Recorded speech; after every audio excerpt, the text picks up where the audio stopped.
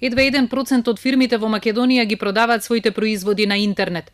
Наспроти светските искуства, македонските компании допрва учат како да се појават, а потоа и наметнат во светот на дигитализацијата и како интернетот да го искористат за намалување на нивните трошоци во производството и продажбата.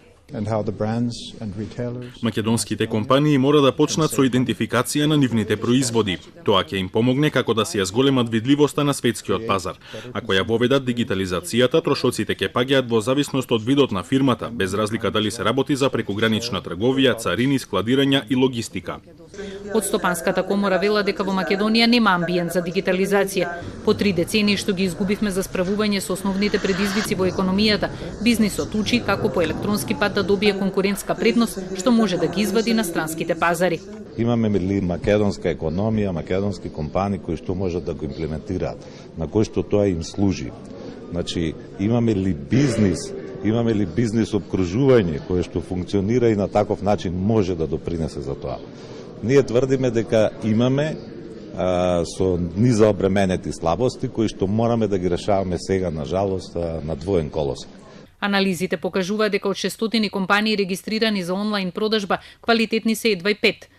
Побарувачката ја има, но нема понуда, велат експертите. Мислиме дека користиме дигитална технологија, всушност работиме со нешто што е старо 2 и повеќе децении. Дигитализација не подразбира едноставно онлайн купување или имање веб-сайт или во таа смисла, туку многу подлабоко, многу пошироко, интегративни решенија во самите технолошки процеси на бизнис моделите кои они ги имаат сега.